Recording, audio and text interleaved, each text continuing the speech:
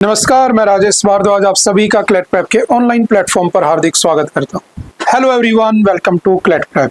जैसा कि आप सभी को पता है, हम डेली न्यूज एनालिसिस करते हैं, फैक्चुअल एनालिसिस करते हैं और उसके साथ साथ 20 क्वेश्चंस की प्रैक्टिस भी करते हैं।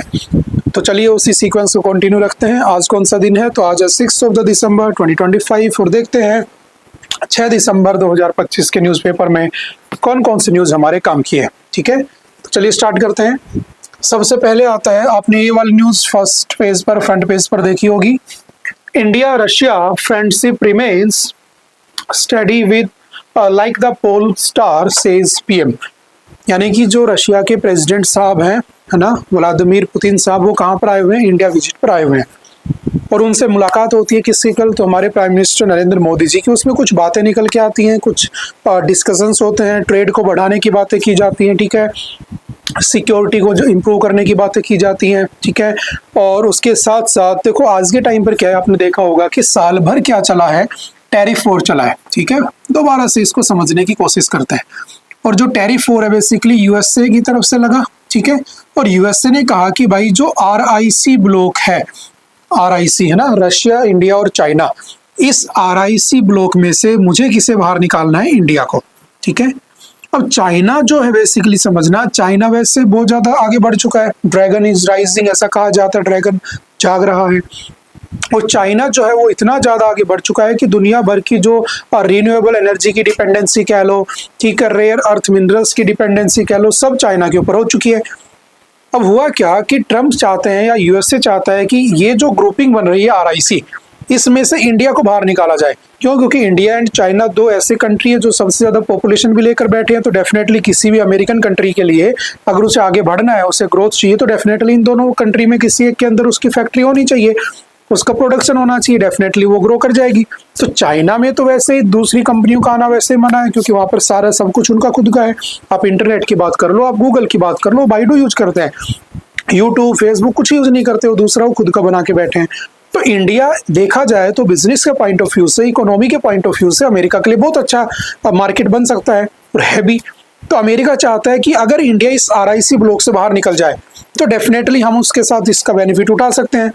बीच में यूएसए ने यह भी कहा था कि हम आपके एग्रीकल्चर मार्केट में आना चाहते हैं, डेयरी मार्केट में आना चाहते हैं, बट हमने रिफ्यूज कर दिया, भाई हमें नहीं चाहिए, क्योंकि फिर हमारी जो GDP है बेसिकली, हमारे यहाँ पर मैक्सिमम 60-70% तो एग्रीकल्चर से आती है, तो हम उसको डिस्ट्रॉय नहीं कर सकते, समझ गए। हमारे डोमेस्टिक प्लेयर भी तो है हमारे पास। तो अमेरिका बोला ठीक है, अगर आपसे ऐसा नहीं करते हैं तो चलिए फिर टैरिफ खेल लेते हैं। अब टैरिफ क्या है? तो उन्होंने कह दिया कि अगर आप रशिया से ट्रेड करोगे या ना दूसरी कंट्रीज से ट्रेड करोगे तो डेफिनेटली यू हैव टू पे सम एक्स्ट्रा टैक्स। और वो साल भर से, जनवरी से चला आ रहा है, तब से जब से आपके डोनाल्ड ट्रम्प साहब प्रेसिडेंट बने। तो अभी क्या हुआ है कि इस RIC ब्लॉक को स्ट्रॉन्ग दिखाने के लिए, है ना, इस यूएसए के सामने, है ना, रशिया और इंडिया एक साथ हुए। रशियन प्रेसिडेंट भारत पहुंचे, दिख रहे होंगे आपको, इधर हमारे नरेंद्र मोदी जी हैं, मिले दोनों, बातें हुई, डील हुई, ट्रेड का टारगेट सेट किया गया, कितना बायलेटरल ट्रेड हम बढ़ाएंगे आगे आने वाले सालों में ना, तो वो सब एग्रीमेंट होते हैं। यहाँ से परेशान कौन है? यूएसए। अब आपके दिमाग में एक चीज आ रही होगी, सारा एनालिसिस का पार्ट है, एक चीज आ रही होगी आपके दिमाग में कि सर अगर इंडिया यहाँ है तो डेफिनेटली रशिया तो इसका साथ दे रहा है, तो फिर हम चाइना से इतना क्यों नहीं बातें करते हैं? तो चाइना याद रखना हमारा कभी भी हमारा नहीं रहा है, क्योंकि हमारा जो पड़ोसी है पाकिस्तान, उसके हमेशा दो सपोर्टर रहे हैं, एक है यूएसए और दूसरा है चाइना। आपने चाइना पाकिस्तान इकोनॉमिक कॉरिडोर के बारे में सुना होगा ना, belt and road initiative BRO के बारे में सुना होगा, BRI जिसे कहते हैं बेसिकली, है ना। तो चाइना हमारा कभी सपोर्टर नहीं रहा है। तो फिर हम इस ग्रुपिंग में क्यों बैठे हैं? क्योंकि जो रशिया है आज के दिन वो कमजोर है ना, वीक हो चुका है। और रशिया किसके ऊपर डिपेंडेंट है? चाइना पे। और मैं कंप्लीटली चाइना पे डिपेंड हो नहीं सकता, क्योंकि कल को अगर मान लो, अच्छा देखो, कल को अगर अमेरिका से मेरी लड़ाई होती है तो सेम लाइक 1971 की जो वॉर हुई थी, कौन आया था? USSR, Russia. अगर कल को मेरी लड़ाई होती है अमेरिका से, then Russia definitely will help us, है ना, हेल्प करेंगे हमें। बट अगर चाइना से लड़ाई होती है तो उस केस में रशिया नहीं आने वाला है, ये बात आपको पता होनी चाहिए और ये बात हम भी जानते हैं। तो हम यहाँ पर क्या कर रहे हैं बेसिकली, इंडिया जो है यहाँ पर म्यूचुअल बेनिफिट लेने के चक्कर में है और अमेरिका चाहता है कि ये यहाँ से निकलकर सीधा यहीं आ जाए, लेकिन हम ऐसा कर नहीं सकते हैं, समझ गए। तो बस इनकी ग्रुपिंग को स्ट्रॉन्ग करने के लिए, जैसे आपने पढ़ा होगा ब्रिक्स, BRICS, लास्ट ईयर आपके एग्जाम में, क्लेट के एग्जाम में आया भी था, ठीक है। ब्रिक्स तो ब्राजील है, रशिया है, इंडिया है, चाइना है, साउथ अफ्रीका है। अब इसमें 5 मेंबर और जुड़ चुके हैं, तो 10 मेंबर हो चुके हैं टोटल, ठीक है। तो ये ग्रुपिंग का पर्पज भी तो यही है कि this BRICS is anti USA या फिर एंटी वेस्ट ग्रुप ही तो है। और इसमें से किसे बाहर निकालना चाहता है ट्रम्प? तो इंडिया को। That is why tariff war हमने देखा, ठीक है। बहुत सारी चीजें हमें देखने को मिली होती है। बीच में जो उनका जो वीजा था ना H1B, उसके ऊपर भी फी हाइक कर दी गई थी। तो वो सारे के सारे इश्यूज सेम है। हम इन दोनों ने मिलकर दुनिया को ये मैसेज दिया कि देखो भाई, एक लाइन में इस न्यूज को हम खत्म कर सकते हैं कि भाई तुम कुछ भी कर लो, इंडिया और रशिया के रिलेशंस हमेशा से स्ट्रॉन्ग रहे हैं और आगे रहेंगे। That is the theme of this news, ठीक है। अब थोड़ा सा डिस्कस कर लेते हैं, थोड़ा सा एग्जाम के पॉइंट ऑफ व्यू से, ठीक है। देखो यही न्यूज आपको देखने को मिलेगी इंडियन एक्सप्रेस में। Modi Putin chart road map, labour mobility, ठीक है, एनर्जी, ठीक है, न्यूक्लियर एनर्जी है ना। हमें अगर न्यूक्लियर पावर प्लांट लगाना है तो डेफिनेटली हमें यूरेनियम वगैरह चाहिए, तो वो हम उनसे लेंगे, ठीक है। कुछ सोल्जर्स के भी एक्सचेंज की बातें हुई, ठीक है। कुछ लेबर भी, रशिया बोला कि मेरे पास मजदूरों की कमी है, तो हमने कहा ठीक है, मजदूर यहाँ से ले जाओ। तो उनके लिए वीजा फ्री, ये कुछ जो फैसिलिटीज है वो स्टार्ट कर दी जाएंगी। तो ये सब मीटिंग का पार्ट है, ठीक है। चलते हैं थोड़ा सा आगे। India and Russia share a long standing strategic and economic partnership. Russia is a top supplier of defence. अगर आप लोगों ने सीपरी रिपोर्ट पढ़ी है कभी, Stockholm international peace research institute, तो क्या कहती है सीपरी रिपोर्ट कि हम सबसे ज्यादा डिफेंस या सबसे ज्यादा वेपन्स इंपोर्ट कहां से करते हैं? तो रशिया से। देन हम फ्रांस से करते हैं, देन हम यूएसए से करते हैं। That is the main reason कि यूएसए हमसे नाराज रहता है, क्योंकि यूएसए की जीडीपी का ऑलमोस्ट 40% कहां से आता है? वेपन्स की सप्लाई से, लेकिन हम उनसे सबसे कम लेते हैं। तो वो चाहता है कि हम उनके हथियार खरीदे, ठीक है। अब चाइना का आरआईसी ग्रुप में होना इस बात पर भी इंपैक्ट डालेगा कि देखो रशिया डिपेंडेंट है चाइना पे, इंडिया डिपेंडेंट है रशिया पे। तो डेफिनेटली चाइना ये भी डिसाइड कर सकता है कि इन फ्यूचर अगर चाइना और इंडिया की लड़ाई होती है तो चाइना ये डिसाइड कर सकता है कि रशिया कौन से वेपन्स इंडिया को दे, कौन से ना दे। क्योंकि ऑलमोस्ट हमारे यहाँ पर 60 to 70% जो वेपन्स हैं वो रशिया से आते हैं। तो उसे चाइना भी रेगुलेट कर सकता है, because at present Russia is dependent on China. पहले वाले हालात नहीं, हालात बदल चुके हैं, समझ में आ रही है। तो ये सब बातें यहाँ से निकल के आती हैं, ठीक है। हमने रशिया से तेल खरीदना शुरू कर दिया, ठीक है। ऑलमोस्ट 2022 में हमने एक बार एडिटोरियल में डिस्कस भी किया था, ऑलमोस्ट 2.1% लेते थे। 2024 में हमने 2 सालों के अंदर ही 35.1% के आसपास कर दिया। अब दोबारा से हम एक ही देश पर डिपेंडेंसी ना हो जाए, है ना, मोनोपोली ना हो जाए, तो इस चक्कर में हम दोबारा से उसे रिड्यूस करते नजर आ रहे हैं, ठीक है। वो भी हमारी स्ट्रेटेजी का ही पार्ट है कि हमें किसी एक पर भी डिपेंड नहीं होना है। जैसे फॉर एग्जांपल समझने एक न्यूज और है आज आगे कि इंडिगो की बहुत सारी फ्लाइटें कैंसिल हो गई, तो वो भी एक मोनोपोली का ही एग्जांपल था कि जब मोनोपोली होती है तो हमें ये सारे के सारे कॉन्सिक्वेंसेस देखने को मिलते हैं, भुगतने पड़ते हैं, ठीक है। तो हम उसको वहां भी डिस्कस कर सकते हैं। आपने S-400 के बारे में सुना होगा, जो ऑपरेशन सिंदूर में हमने यूज किया था, ऑल्सो नोन एज सुदर्शन चक्र, वो हमने रशिया से ले रखा है। आपने ब्रह्मोस का नाम सुना होगा, वो भी एक जॉइंट वेंचर था, ठीक है।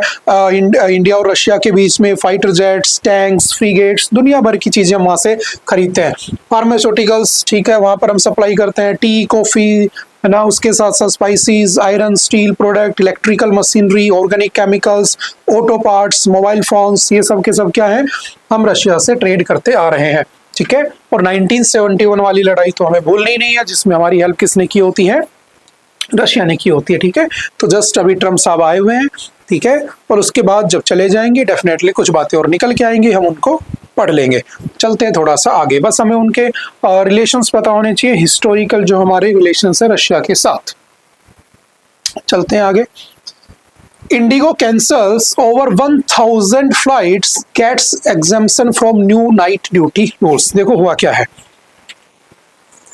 अभी मैंने कहा कि जब भी कभी मोनोपोली आती है ना, डेफिनेटली तो उसके जो कॉन्सिक्वेंसेज होते हैं वो अच्छे नहीं होते हैं, ठीक है। आप ये बात जानते हैं, ठीक है। जैसे आज के दिन अगर मैं सिम कार्ड्स की बात कर लेता हूं तो डेफिनेटली या तो रिलायंस या मतलब जियो है हमारे पास, या फिर एयरटेल है। अगर दोनों ही कहते हैं कि भाई हम तो 1 GB डाटा के 1000 रुपए लेंगे, तो कोई ऑप्शन ही नहीं बचता है, तुम्हें पे करना पड़ेगा। तो सिमिलरली यहाँ पर देखने को मिला जो हमारी एयर ट्रांसपोर्टेशन की अगर मैं बात करता हूँ तो एयर ट्रांसपोर्टेशन में ऑलमोस्ट 65 to 70% जो शेयर है जो है किसके हैं, तो याद रखना इंडिगो के, ठीक है। इंडिगो उसमें सबसे ज्यादा वो शेयर लेके बैठा है। तो हुआ क्या, आपने देखा होगा वो अहमदाबाद ना प्लेन क्रैश हुआ था। सिमिलरली बहुत बार क्या होता है, जो प्लेन क्रैश हो जाते हैं वो ह्यूमन एरर की वजह से भी हो जाते हैं। कि मान लो तुम 12 घंटे तक लगातार फ्लाइट चला रहे हो, इंसान ही तो है, मान लो नींद आ गई हल्की सी और क्रैश हो गया, तो मारे तो लोग गए ना जो पीछे बैठे हैं। तो कहा गया कि जब नाइट रात का समय होता है, तो जब नाइट ड्यूटी होती है तो उस समय जो पायलट होते हैं ना, को पायलट होते हैं, उनको थोड़ा रिलैक्सेशन होना चाहिए। उनके लिए मैंडेटरी वीक ऑफ होना चाहिए, वीक में उनको मैंडेटरी रिलैक्सेशन मिलना चाहिए, ठीक है, और ये सारी फैसिलिटी होनी चाहिए। अब इंडिगो सोचो 65% to 70% मार्केट शेयर लेके बैठा है और उसके लगभग 2300 प्लस डोमेस्टिक फ्लाइट चल रही है, ध्यान रखना। तो उस केस में अगर उसे डीजीसीए के रूल्स को, हालांकि डीजीसीए के रूल्स नए नहीं है, ये 1 साल पहले कह दिया था उसने, 1 ईयर, ठीक है, कि भाई करो, लेकिन नहीं किया। अब आ गई डेडलाइन, समझना पूरी बात को, डेडलाइन आ गई। अब इनको पता था कि हमें रूल्स को फॉलो करना पड़ेगा, तो हमें क्या करना होगा। अब देखो, जब आपको पता है कि आपका काम एक पायलट से हो रहा है, एक वर्कर से हो रहा है, आप 2 क्यों रखोगे। लेकिन सोचो कि एक तो 2 है, लेकिन दोनों रिलैक्स होके काम कर रहे हैं, एक के ऊपर तुमने सारा बर्डन डाल रखा है, तो डेफिनेटली आउटपुट थोड़ी ना निकल के आने वाला है। तो यही पायलट के साथ हो रहा था। तो डीजीसीए बोला कि भाई आउटपुट ज्यादा चाहिए तो उसको रिलैक्सेशन दो, है ना, 2 लोग हायर कर लो एक की जगह। लेकिन जो आपका इंडिगो है नहीं माना। अब जब लास्ट डेट आ गई तो उसे लागू करने थे नाइट रूल्स, तो उसने क्या किया, जानबूझकर सारी की सारी फ्लाइट ही कैंसिल कर दी और ये शो करने की कोशिश की कि देखो जो मोनोपोली है हमारी बेसिकली, वो हम जीत रहे हैं उससे। तो डेफिनेटली सरकार को इसके आगे झुकना पड़ा और गवर्नमेंट ने, सरकार ने क्या किया, उस रूल्स को वापस खींच लिया कि चलो तुम्हें थोड़ा और टाइम दे देते हैं। बट सोचो अगर सच में मोनोपोली ऐसा एक एग्जाम्पल हमारे सामने है, तो और दूसरे सेक्टर में भी तो ये हो सकता है ना। तो ऐसा नहीं होना चाहिए, उसके लिए किसको ध्यान रखना चाहिए, गवर्नमेंट को। तो बस इतना सा ही है, ठीक है, और काफी न्यूज में था तो हमने थोड़ा सा डिस्कस करने की कोशिश की है, ठीक है, ठीक है। The primary reason for this disruption with the airline, India's largest, accounting for over 60% of the domestic passenger traffic, are crew shortage in the wake of the new flight duty time limitation norms. ठीक है भाई, जो आपको नए लोगों को higher करना पड़ेगा। The second and the final phase of the new crew test, rest and duty rules was implemented last month, and Indigo has been caught ill prepared. उसने उसे नहीं लागू किया। Under the FDTL rules, the weekly rest period for pilots has been increased to 48 hours from 36, and night landings have been limited to 2 from 6 earlier. यानी कि उसे कम से कम एक वीक में 48 आवर्स यानी कि 2 दिन की छुट्टी देनी होगी आपको, प्लस उसकी जो नाइट लैंडिंग्स रहेंगी वो कितनी रहेंगी, सिर्फ 2 ही रहेंगी। तो इससे उनको ज्यादा लोगों को हायर करना पड़ता, ज्यादा पे करना पड़ता, इसलिए उन्होंने मोनोपोली शो कर दी। बस इतनी सी बात है, आई थिंक समझ गए होंगे।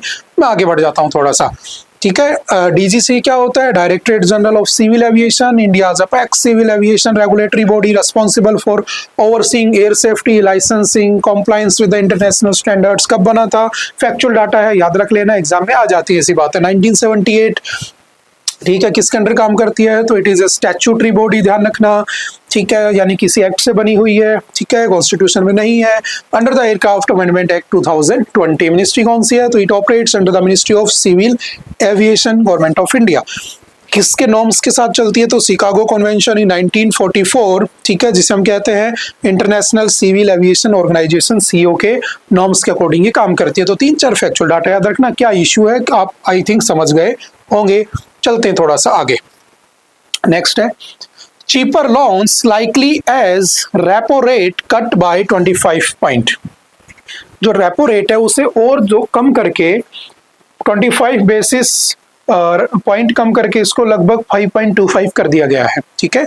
तो आपके एग्जाम में, क्लेट के एग्जाम में, एलेट के एग्जाम में डेफिनेटली 2-3 क्वेश्चन आते हैं इकोनॉमिक्स से, और इको से जो 2-3 क्वेश्चन आते हैं वो बैंक के चारों तरफ ही घूम रहे होते हैं, ठीक है। आरबीआई पूछ लेता है, आरबीआई की हिस्ट्री पूछ लेता है, ठीक है, बैंकिंग हिस्ट्री पूछ लेता है, पहला बैंक कौन सा था, है ना, बैंक ऑफ हिंदुस्तान, और ऐसे करके थोड़ा बहुत एसबीआई पूछ लेता है, तो ऐसे करता है। तो इसमें बात कर रहा है किसकी, रेपो रेट की। तो देखो एक होता है रेपो रेट, है ना, एक होता है रिवर्स रेपो रेट, एक होता है कैश रिजर्व रेशो, एक होता है स्टैट्यूटरी लिक्विडिटी रेशो। ठीक है, अभी करता क्या है देखो, जब भी कभी मार्केट में इन्फ्लेशन आता है, ध्यान से समझ रहे इस बात को, या जब भी कभी डिफ्लेशन आता है, ठीक है, तो हमें इन्फ्लेशन डिफ्लेशन को कंट्रोल करने के लिए, मतलब महंगाई और जब मंदी आती है तो उसे कंट्रोल करने के लिए मेरे पास दो चीजें होती हैं, या तो आरबीआई उसे कंट्रोल करेगा, रिजर्व बैंक ऑफ इंडिया, ठीक है, या फिर उससे गवर्नमेंट ऑफ इंडिया यानी कि भारत सरकार उसे रिजोल्व करने का काम करेगी। दो ही की जिम्मेदारी है।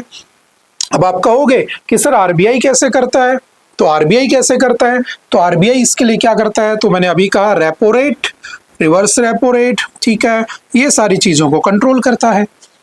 अच्छा, फिर गवर्नमेंट ऑफ इंडिया क्या करती है, तो गवर्नमेंट ऑफ इंडिया क्या करती है, तो ये आपका बजट के थ्रू करती है। देखो क्या होता है समझना, आपको पता है मार्केट में महंगाई कब आती है, कब आता है इन्फ्लेशन, तो हम सिर्फ पैसे की सेंस में पढ़ रहे हैं, ध्यान रखना, ठीक है, डिमांड सप्लाई वो अलग चैप्टर है, ठीक है। तो जब लोगों की जेब में पैसा बढ़ता है तब तब मार्केट में इन्फ्लेशन आता है। अब सोचो इन्फ्लेशन ज्यादा हो गया तो मतलब लोगों की जेब में पैसा ज्यादा है।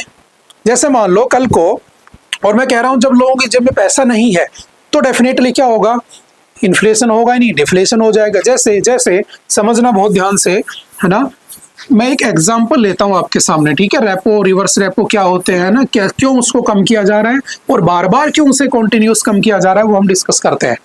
मैंने कहा कि मान लो एक आदमी है, ठीक है, वो यहां पर प्याज बेच रहा है, मैंने कहा, ठीक है, ऑनियन, और उसके प्याज का रेट है 50 रुपए पर केजी, ठीक है। और यहां पर दो लोग हैं, एक के पास है 40 रुपए और एक के पास है 60 रुपए, ठीक है। अब दोनों प्याज खरीदने गए तो कौन सा वाला प्याज खरीद पाएगा, 60 रुपए वाला, उसके पास है 50 रुपए। अब सोचो एक सिनेरियो ऐसा है कि इसके पास कितने हैं, इसके पास 30 है, उसके पास 40 है, ठीक है, और ये प्याज खरीदने आ गए। अब प्याज वाला क्या कहेगा, भाई मेरे पास तो टाइम नहीं है, मेरे पास तो टाइम नहीं है, मेरे पास तो इससे कम में तो मैं दूंगा नहीं, क्योंकि आपके पास पैसे कम है, आपके पास इतने पैसे नहीं है। तो उसने कहा ठीक है, वो बिना खरीदे आ गए। अगले दिन फिर आया प्याज वाला, तो उसकी थोड़ी सी 200-400 ग्राम प्याज खराब हो गई, फिर आया, फिर खराब हो गई, तो उसको लगा कि यार इससे पहले डेप्रिसिएशन हो यानी कि नुकसान हो, मैं बेच देता हूँ। तो वो क्या करेगा, मजबूरी में 50 की प्याज 40 में दे देगा। एक दूसरा एग्जाम्पल समझो कि अगर सोचो कि आप सभी के अकाउंट में मोदी जी 15-15 लाख रुपए डाल दें, है ना, जैसा कि कहा जाता है, मान लो डाल दें, तुम सब हो गए अमीर। अब तुम गए प्याज लेने, इसके पास भी 15 लाख, उसके पास भी 15 लाख, ठीक है। तो उसने कहा प्याज, उसने कहा 100 रुपए, मैं याद रखना पैसे की सेंस में बात कर रहा हूँ, बाकी बहुत सारे अलग से फैक्टर होते हैं। उसने कहा 100 रुपए किलो। दूसरा आया, बोला नहीं नहीं मुझे चाहिए, मेरे घर में मेहमान आए, मैं 125 ले लूंगा, 150 ले लूंगा, 200 ले लूंगा, 250 ले लूंगा, 300 ले लूंगा, और ऐसे करते करते प्याज होगी 400 रुपए किलो। सब आके खरीद के ले जा रहे हैं, तो बेचने वालों को प्रॉब्लम ही नहीं है। मतलब जब तुम्हारी जेब में पैसा बढ़ा तो डेफिनेटली रेट बढ़ गए, और जब तुम्हारी जेब में पैसा घटा तो डेफिनेटली रेट क्या हो गए, क्या हो गया, अपने आप मंदी आ गई। अब इसी को समझने की कोशिश करो कि बैंक इसमें क्या रोल प्ले करता है, ठीक है। तो देखो मैंने कहा एक होता है रेपो रेट, ठीक है, पूरी कहानी समझना। एक होता है रिवर्स रेपो रेट, ठीक है। मैंने कहा एक कोई बैंक है, ठीक है, XYZ बैंक है, उस बैंक को, और ये हमारा है रिजर्व बैंक ऑफ इंडिया, ठीक है, RBI, समझना। अब इस बैंक के पास पैसे खत्म हो गए, ठीक है, पैसा चाहिए, तो किससे मांगेगा, तो RBI इसे पैसा देगा, और जिस इंटरेस्ट रेट पर देगा that interest rate is known as repo rate, ठीक है। अब सोचो कभी कभी RBI के पास भी पैसे कमी हो सकती है, क्योंकि बैंक के पास पैसा कमाने के तरीके बहुत है, लोन है दुनिया भर के, पर्सनल लोन है, होम लोन है ना, मैरिज लोन आ गए आजकल, दुनिया भर के एजुकेशन लोन है, कहीं से पैसा कमा लेता है। इसके पास ऑप्शन होता नहीं है, क्योंकि या तो ये गवर्नमेंट को लोन देता है या फिर ये किसको लोन देता है, बैंकों को लोन देता है। अब सोचो इसे पैसा चाहिए, तो ये किससे डिमांड करेगा, बैंकों से। बैंक जब इसे पैसा देगा तो जो इंटरेस्ट रेट लेगा उसे कहते हैं रिवर्स रेपो रेट, समझ गए। अब एक बात ध्यान रखना, जो रेपो रेट होता है ना, वो मस्ट बी ग्रेटर देन होना चाहिए किससे, रिवर्स रेपो रेट से, ताकि RBI कुछ कमा सके। अब आप कहोगे सर ये जो आपने बोला इसका क्या इफेक्ट पड़ रहा है इन्फ्लेशन डिफ्लेशन पे, तो देखो सोचो मार्केट में सबके पास पैसा ज्यादा हो गया, तुम्हारे पापा की सैलरी 1 लाख रुपए है मान लो, और फॉर एग्जाम्पल तुम्हारे पास सब कुछ काट पीट के 70,000 रुपए खर्च हो जाते हैं, 30,000 रुपए बचते हैं, ठीक है। अब सोचो उस केस में 30,000 रुपए तुम्हारे पास है, तुम कुछ भी खरीद रहे हो, है ना। अब सरकार को लगा कि यार थोड़ी सी महंगाई ज्यादा है, कम कर देते हैं। उन्होंने रेपो रेट बढ़ा दिया। जो रेपो रेट बढ़ा दिया तो जाहिर सी बात है, सिंपल सी, कि बैंक के ऊपर असर पड़ेगा, क्योंकि बैंक को ज्यादा इंटरेस्ट रेट देना पड़ेगा। तो बैंक क्या करेगा, इनके इंटरेस्ट बढ़ा देगा, और जब इनके इंटरेस्ट बढ़ा देगा तो आपके जो 70,000 रुपए खर्च हो रहे थे और 30,000 बच रहे थे, कहीं ना कहीं वो 80,000 तक पहुंच जाएगी बात, ठीक है। फॉर एग्जाम्पल तो 20 बचे, तो जो 20,000 सेविंग हो रही है तो डेफिनेटली आप फालतू की चीजें तो नहीं खरीदोगे। तो क्या हो गया, ऑटोमेटिकली क्या हो गया, तुम्हारी परचेजिंग पावर कम हो गई, तो हुआ क्या, महंगाई कम हो गई। यही तो इसमें लिखा हुआ है कि इस वक्त क्यों हमारी सरकार बार बार इसे कम कर रही है। तो रेपो रेट को हमने 5.50 से 5.25 कर दिया, तो होगा क्या, ये जो लोन्स वगैरह हैं ये क्या हो जाएंगे, सस्ते हो जाएंगे। कैसे हो जाएंगे, देखो पहले ये कितना लेता था, 5.50 इससे। अब इसने कहा कि ठीक है बैंक तुम हमें क्या दो, 5.25 इंटरेस्ट ही दिया करो। तो बैंक भी इनको क्या कहेगा, तुम भी थोड़े कम दिया करो, समझ गए। तो इससे क्या कंट्रोल कर दिया उन्होंने, इन्फ्लेशन डिफ्लेशन, ठीक है। अब एक बात निकल के आती है कि सरकार कैसे कंट्रोल करती है, तो गवर्नमेंट करती है बजट।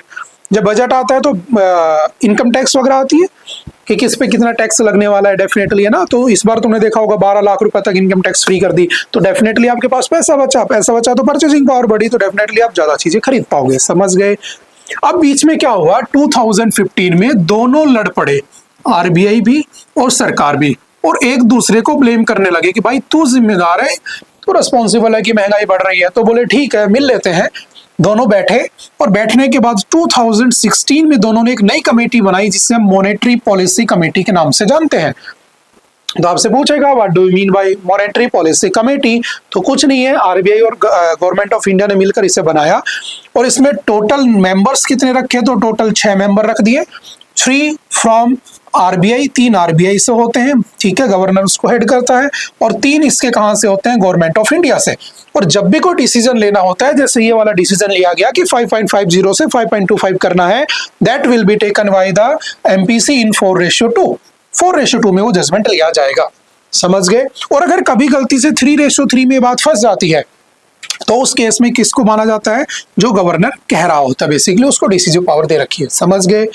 अच्छा, साल में कितनी बार होती है, तो याद रखना 4 टाइम्स इसकी मीटिंग होना कंपलसरी है, ये एलिट में आया हुआ क्वेश्चन आपके, ठीक है। तो यही रिपीट होते हैं 4-5 टॉपिक, ठीक है। होती कितनी बार है, हर 2 महीने में 6 बार, बट कंपलसरी 4 बार है। फॉर्मूला क्या है, 4 + -2 का, 4 + 2 6, 4 - 2 2, यानी कि inflation deflation must be in between the bandwidth of 2 to 6, ठीक है। ये फॉर्मूला होना चाहिए, अगर है तो हेल्दी है, 2 की तरफ है तो भी ज्यादा नुकसान है, 6 की तरफ है तो भी ज्यादा हमारे लिए अच्छा नहीं है, समझ गए। तो ये काम करता है कौन, आरबीआई, ठीक है, समझ गए। वही सब लिखा है, monetary policy committee of the Reserve Bank of India on Friday voted, है ना, to reduce the policy repo rate, ठीक है, इतना कम कर दिया, ठीक है। क्या होता है, Reserve Bank of India Finance Act 2016 से एमपीसी बनी होती है। MPC meets at least 4 times a year, additional meetings can be convened if necessary, ठीक है। तो वही सब बातें लिखी है। नेक्स्ट आ जाते हैं, a growing shadow over digital constitutionalism. देखो बहुत अच्छा टॉपिक है, कि आपने देखा होगा कि जब कॉन्स्टिट्यूशन की बातें होती हैं, है ना, बहुत अच्छा है, पढ़ना इसको जरूर एक बार, है ना। मैं समझा देता हूं इसकी थीम क्या है। आप जब कॉन्स्टिट्यूशन के बारे में पढ़ते हो तो आपने सुना होगा यार, कॉन्स्टिट्यूशन की तो एक बुक है, ठीक है, और उस बुक में किसी भी कंट्री को गवर्न करने के रूल रेगुलेशन लिखे हैं, है ना, वही तो है। तो कॉन्स्टिट्यूशन जो है क्या, बेसिकली वो आजकल आप देख रहे होगे कि डिजिटलाइजेशन बहुत बढ़ चुका है ना, सब कुछ डिजिटल हो चुका है। जैसे फॉर एग्जांपल समझना, मैं फंडामेंटल राइट्स की बातें कर लेता हूं, जो ये डिस्कस कर रहा है ऑथर, है ना, फंडामेंटल राइट्स। और फंडामेंटल राइट्स में भी चलो मैं आर्टिकल 19 की बात कर लेता हूं, जो फ्रीडम्स की बात करता है। बेसिकली 6 टाइप की फ्रीडम हमें मिली हुई है, और इसमें भी चलो मैं 19 के फर्स्ट के ए की बात कर लेता हूं, ठीक है, जिसमें किसके बारे में लिखा है, freedom of speech and expression, कुछ भी बोलने की, एक्सप्रेस करने की आजादी, ठीक है, फंडामेंटल राइट है। अब क्या मेरी फंडामेंटल राइट जो है freedom of speech and expression का, क्या वो किसी स्टेज पर बोलना ही होना चाहिए, क्या वो किसी मीटिंग में बोलना ही होना चाहिए, किसी पार्क के अंदर ही अगर मैं खड़ा होकर मंच पे बोलूं तो ही होना चाहिए, या फिर मैं ऑनलाइन आकर सोशल मीडिया के ऊपर, यूट्यूब के ऊपर, है ना, फेसबुक के ऊपर कहीं भी बोल सकता हूं। तो कहा गया कि जब हमारा टाइम ही डिजिटल फेज में जा चुका है तो क्यों ना हम कॉन्स्टिट्यूशन को ही डिजिटलाइजेशन फॉर्म में लेकर आ जाएं। तो बस उसी के ऊपर एक टॉपिक है कि जो जो रूल्स आपकी ग्राउंड लेवल्स पर काम करते हैं डेफिनेटली वो भी कहाँ काम करने चाहिए, डिजिटल फॉर्म में। अब देखो इसने एग्जाम्पल किसका लिया है, संचार साथी। एंड आई होप कि ये संचार साथी हम पिछले 2 बार कॉन्टिन्यूअस डिस्कस कर चुके हैं लगातार। संचार साथी तो क्या है संचार साथी, तो सीधा सीधा आपके मोबाइल में प्री इंस्टॉल्ड ऐप डाल देंगे, ठीक है, जो आपको मॉनिटर करेगा, आपकी मैसेजिंग चैट है ना सब पढ़ पाएगा, ठीक है। और नाम ये लिया जा रहा है कि स्टोल मोबाइल अगर आपका चोरी हो जाता है तो उस केस में आपको बचा लिया जाएगा, आपके साथ कोई फ्रॉड नहीं होगा, सिम बाइंडिंग होगी, हमने डिस्कस किया था परसों इसको अच्छे से, है ना। बट क्या ये उस आर्टिकल 19 का वायलेशन नहीं है जो मुझे फ्री उसकी राइट टू प्राइवेसी आर्टिकल 21 देता है, केस पुट्टास्वामी केस, डेफिनेटली। तो कह रहे हैं कि जब हमारा टाइम ही डिजिटल हो चुका है तो क्यों ना कॉन्स्टिट्यूशन को भी डिजिटलाइज कर दिया, समझ गए। वही सब बातें हैं जो हमने परसों कुछ दिन पहले डिस्कस की थी। Modern governance is becoming an invisible system whether it is biometric database, predictive algorithms और both. In the absence of the strong constitutional protection within these systems, humans are likely to be exposed to abuse of the authority, है ना। तो ऐसा नहीं होना चाहिए, समझ गए। तो वही सब बातें लिखी हैं इसमें, है ना। चलते हैं थोड़ा सा आगे। Everyday life is now being influenced by digital governance, automated process, mediate know your customer, verification, welfare distribution, job application, healthcare records, वही सब बातें लिखी हैं। जस्टिस के एस पुट्टास्वामी आ गया ना, आर्टिकल 21 में डाला था राइट टू प्राइवेसी, जो कि राइट टू लाइफ में आता है 21, ठीक है। तो वही सब बातें लिखी हुई। डाटा प्रोटेक्शन एक्ट 2023 जिसको पास किया गया था उसमें भी इसका कॉन्फ्लिक्ट देखने को मिल रहा था। नेक्स्ट आ जाते हैं, हेल्थ सिक्योरिटी से national security cess bill passed. तो हमारी जो निर्मला सीतारमन जी हैं जो फाइनेंस मिनिस्टर हैं, उन्होंने एक बिल पास किया है जिसका नाम है हेल्थ सिक्योरिटी से नेशनल सिक्योरिटी। कुछ नहीं है, सिंपल याद रखना। एक होता है GST, goods and services tax, 1 जुलाई 2017 को लागू हुआ था, ठीक है। 1 कॉन्स्टिट्यूशनल अमेंडमेंट 2016 से इंट्रोड्यूस किया गया था। 1 जुलाई को जीएसटी डे बनाते हैं और जीएसटी की जो स्लैब है जीएसटी 2.0 में चेंज कर दी गई है। We have already discussed it, हमने एक एमआईटी भी डाली थी, आपने पढ़ भी ली होगी, ठीक है। हम इसको डिस्कस कर लेते हैं कि इसमें क्या कह रहा है कि इन्होंने एक बिल पास किया जिसमें कह रहे हैं कि आपका नाम क्या रखा उसका, हेल्थ सिक्योरिटी से नेशन सिक्योरिटी। देखो सबसे ज्यादा जो लोगों की डेथ होती है किससे होती है, तंबाकू, है ना, इनसे होने वाली कैंसर से। सबसे ज्यादा गवर्नमेंट का पैसा कहाँ से बनता है, यहीं से बनता है। तो इन्होंने इनको सिन प्रोडक्ट का नाम दिया था, अगर आपको थोड़ा बहुत याद हो, सिन प्रोडक्ट। और इन सिन प्रोडक्ट के ऊपर जीएसटी 2.0 के अंदर इन्होंने गवर्नमेंट ने 40% टैक्स लगाने की बात कही थी, ठीक है, याद होगा आपको। अब कहा गया नहीं, ऐसा नहीं करेंगे, हम इनके ऊपर सेस भी लेंगे अलग से। अब आप कहोगे सर सेस और सरचार्ज क्या होते हैं, तो हमने कुछ दिन पहले भी इसको डिस्कस किया था, मैं दोबारा समझा देता हूं, ठीक है। सेस एंड सरचार्ज होता क्या है। मैंने कहा सेस, ठीक है, आपने 100 रुपए का कोई प्रोडक्ट लिया, 10% टैक्स दिया, मैंने कहा 10 रुपए दिए आपने, तो 110 रुपए आपने पे किए, 110, ठीक है।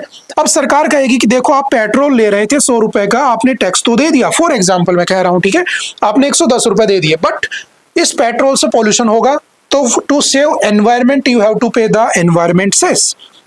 अच्छा, इसके ऊपर हम आपसे हेल्थ सेस भी लेंगे, है ना, बच्चों की हेल्थ में फर्क पड़ता है, हम इससे आपसे क्या लेंगे, है ना, ऐसे सिक्योरिटी सेस ले लेंगे, नेशनल सेस, कुछ दुनिया भर के सेस बना रखे हैं किसी के भी नाम के ऊपर, किसी भी चीज को डेवलप करने के लिए, एनवायरमेंट के लिए, ग्रीन सेस, ये सेस ले लिया जाता है। तो ये है तो tax on tax, but for the some purpose, है ना, कुछ पर्पज से लिया जाता है, ठीक है। एक होता है सरचार्ज। सरचार्ज क्या होता है, इसे हम कहते हैं टैक्स ऑन टैक्स। अब आप कहोगे sir what is the difference, तो डिफरेंस इतना है कि मान लो मैं 100 रुपए कमाता हूं और मैं 30% टैक्स देता हूं, तो 130 रुपए दिए मैंने, ठीक है, 30 रुपए चले गए मेरे पास से, ठीक है।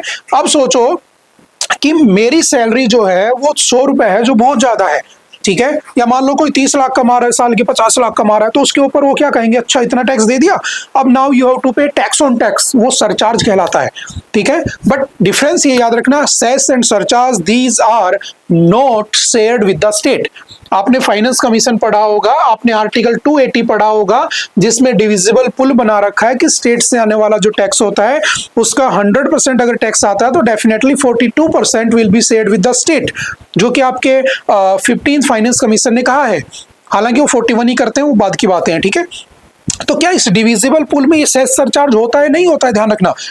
और that is why south Indian states are protesting against central government कि भाई हमें इसका शेयर दो, क्योंकि तुम मनमर्जी से टैक्स ले लेते हो और इसको हमसे शेयर भी नहीं करते हो। तो या तो जो फाइनेंस कमीशन का जो रिकमेंडेशन है 42% उससे 50 कर दिया जाए, प्लस सेस और सरचार्ज भी हमसे शेयर किया जाए। ये भी एक कॉन्फ्लिक्ट चल रहा है किस किस के बीच में। तो जो next upcoming 16th finance commissioner है कौन, अरविंद पनगड़िया वर्सेस कौन सा है, जो साउथ इंडियन स्टेट है मेजरली, ठीक है, जो कि नॉन सेंट्रल गवर्नमेंट स्टेट है, मैं ऐसा कह सकता हूँ, ठीक है, समझ गए। तो इसके ऊपर सेस लगा दिया है, आपको एक्स्ट्रा पैसा देना पड़ेगा, ठीक है। चलते हैं थोड़ा सा आगे। रीवर्किंग प्रोसीजर्स टू रिज्यूम मनरेगा इन वेस्ट बंगाल, ठीक है, जो नरेगा है national rural employment guarantee act, जिसमें आपको 100 दिन काम करने की गारंटी मिलती है।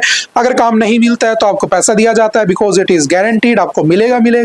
बट कैसी जॉब, तो आपको याद रखना आप नॉन स्किल्ड होने चाहिए, आपके पास कोई स्किल नहीं होनी चाहिए, ठीक है, यानी कि खड्डा खुदवा लेंगे, ठीक है, कंस्ट्रक्शन पे काम करवा लेंगे, तालाब बनवा लेंगे, ये सब काम आपसे करवाए जाएंगे, ठीक है, बट गारंटीड है, मिलेगा, ठीक है। बाद में इसके आगे महात्मा गांधी जोड़ दिया गया, तो ये मनरेगा हो गया। तो अभी क्या चल रहा है, काफी बार हमने ऑलरेडी डिस्कस किया है कि जो वेस्ट बंगाल है, उस वेस्ट बंगाल का पैसा लगभग 2-3 साल से रोका हुआ है। क्यों रोका हुआ है, तो कहते हैं कि वहां पर फर्जी वर्कर्स आकर काम करते हैं, सेंट्रल गवर्नमेंट से स्टेट गवर्नमेंट पैसा ले लेती है।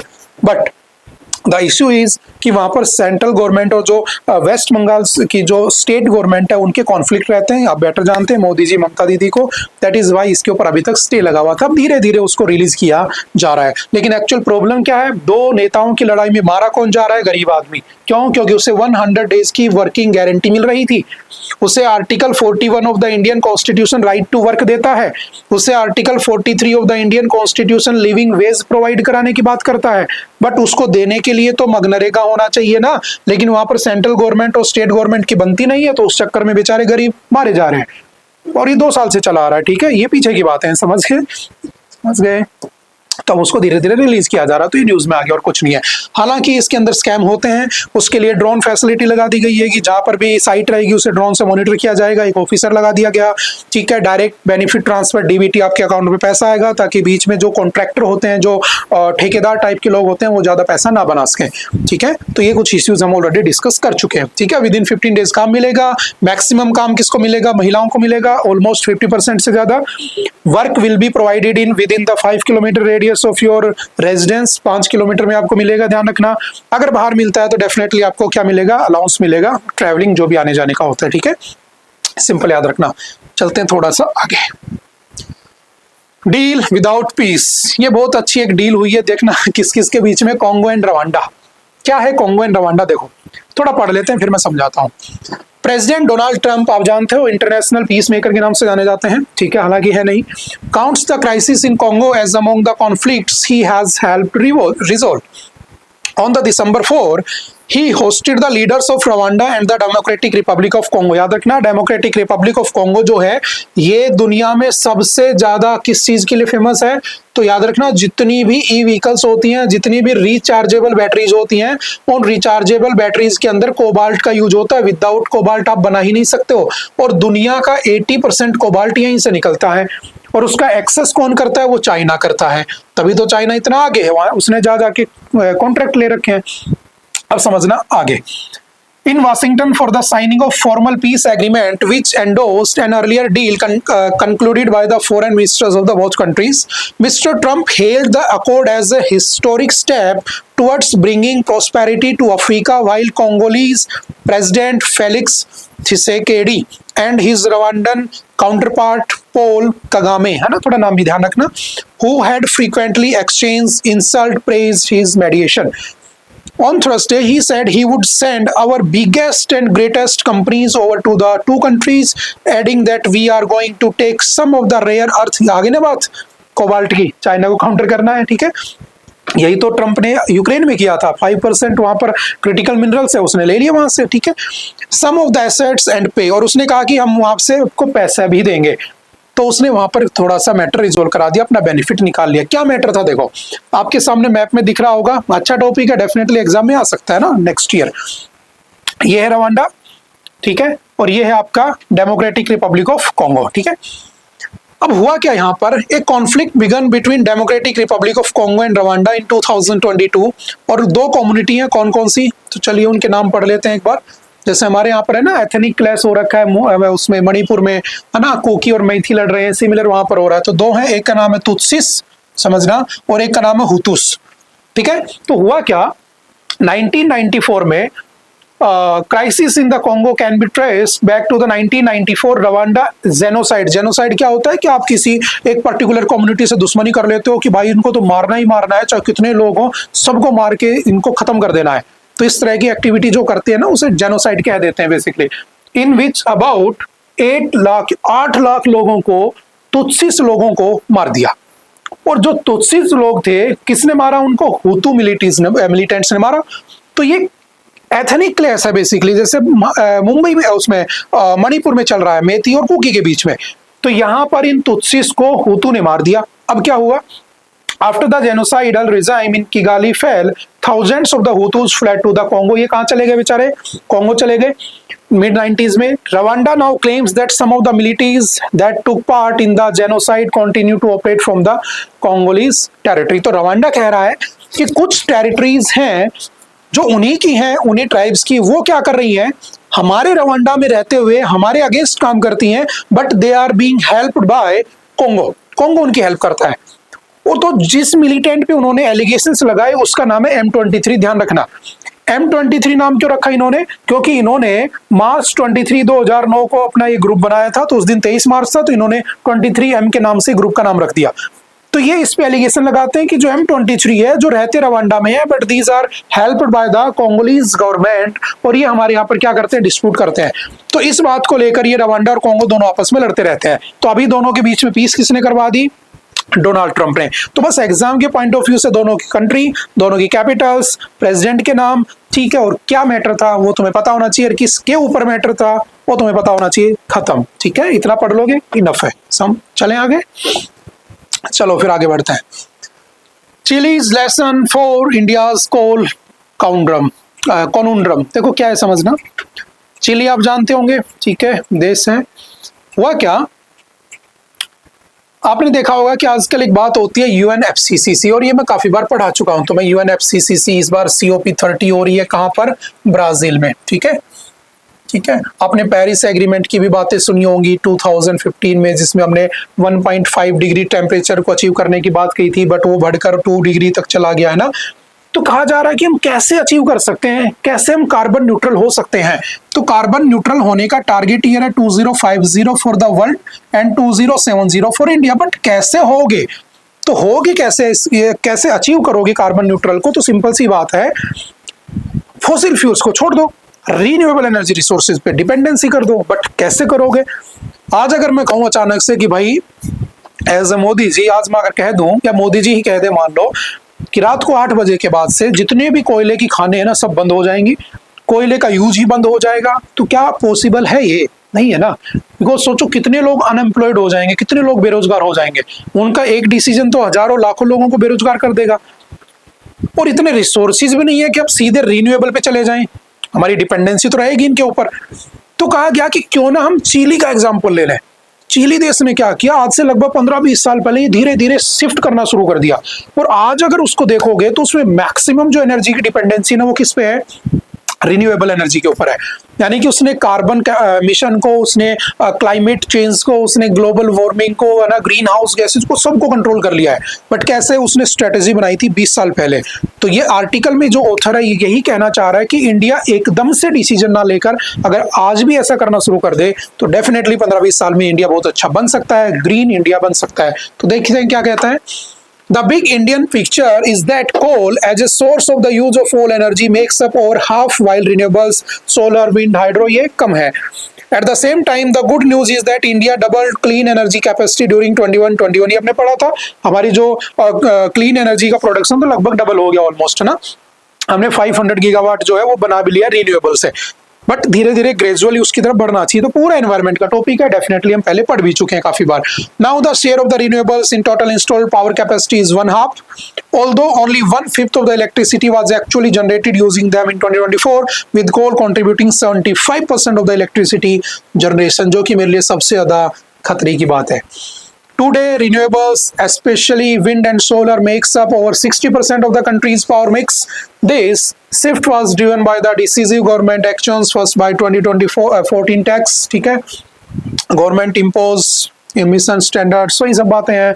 Chile has also aggressively built out energy storage system to stabilize the grid and committed to phase out all coal by 2040 तक, 2040 तक सारा कोयला खत्म कर देंगे. और किस पे डिपेंड हो जाएंगे वो? रिन्यूएबल पे. तो हमें भी कुछ ऐसा करना चाहिए. The topic is from environment और हम पढ़ चुके हैं अच्छे तरीके से, ठीक है. और एक पैसेज आता ही आता है. अगर आपने क्लैट का अभी सैम्पल पेपर देखा होगा जीके का, उसमें भी एक टॉपिक एनवायरमेंट का था.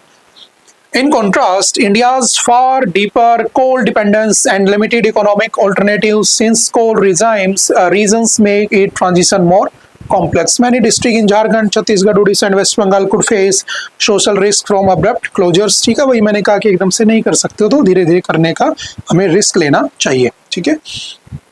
One estimate is that by 2100 climate change would sap 3% to 10% of the India's GDP through heat stress and declining labor productivity. Definitely ऐसा होने वाला. अगर आप नहीं कुछ करोगे तो हमें भुगतना तो पड़ेगा.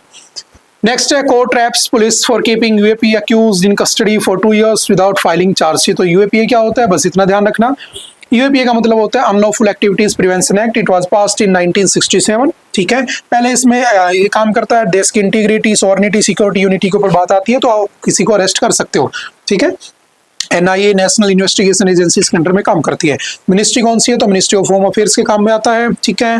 तो पहले इसमें क्या होता था, सिर्फ एक ऑर्गेनाइजेशन को ही आप यूएपीए में टेररिस्ट अनाउंस कर सकते थे. नाउ क्या कर दिया गया है, 2019 के अमेंडमेंट के बाद कोई पर्टिकुलर पर्सन भी इसमें अरेस्ट किया जा सकता है. तो कई बार सरकार इसका मिसयूज करती नजर आती है. काफी बार हमने डिस्कस भी किया है, बहुत सारे केसेस हम ऑलरेडी पढ़ चुके हैं.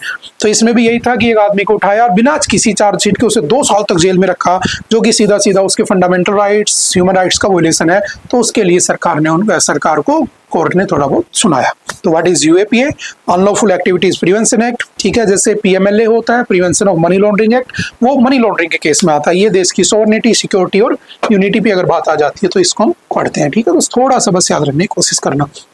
ओके, आई थिंक आज के लिए इतना ही था. आई होप कि आपको बातें समझ में आई होंगी. फिर भी अगर किसी तरह का कोई डाउट रहता है तो आप एनी टाइम आकर मिल सकते हैं, पूछ सकते हैं, अपना डाउट क्लियर कर सकते हैं. Okay, bye bye. मिलते हैं दोबारा से फिर कभी किसी नेक्स्ट लेक्चर में. Okay, thank you. Have a nice day.